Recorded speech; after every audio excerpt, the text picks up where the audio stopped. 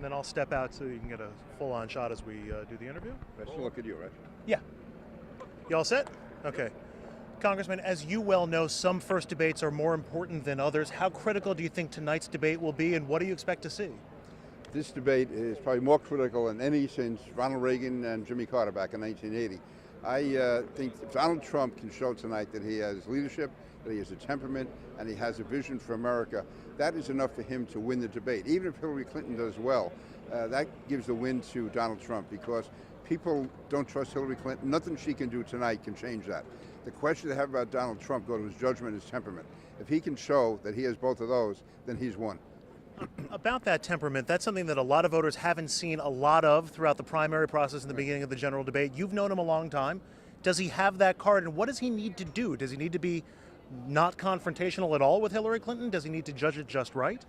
No, Donald Trump has to be Donald Trump, but he has to know when to tone it down. If he just goes through this as a cardboard character, he's not going to make it. But if he can show that he's serious, but at the same time be willing to go off script a bit, be willing to put some life into the debate, it's just a question of how far he takes it. And that's going to be a judgment call. That's why whenever you're dealing with Donald Trump, things can get a little tricky.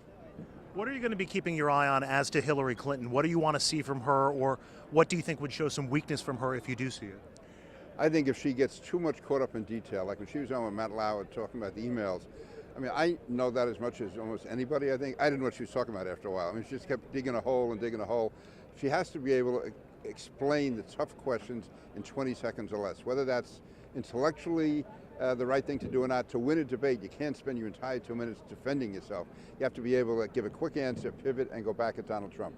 One area that you have lots of experience in, Homeland Security, now re-energized as an issue in this campaign after the bombings in New York and New Jersey.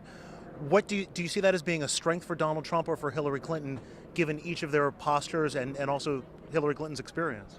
No, I think anytime we're talking about terrorism, that is and I hate to talk about it in political terms, but it helps Donald Trump because he does believe in stronger policies both overseas and here at home.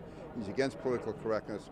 And Hillary Clinton, basically, right now we know that there are more terror threats today than there were back on September 11, 2001. So the terror threats are greater today than they were 15 years ago. The last 8 years, she's been part of the Obama administration, so they've failed. Final question. Third straight presidential debate at Hofstra, big for Long Island. How important is it for the university and for Long Island itself?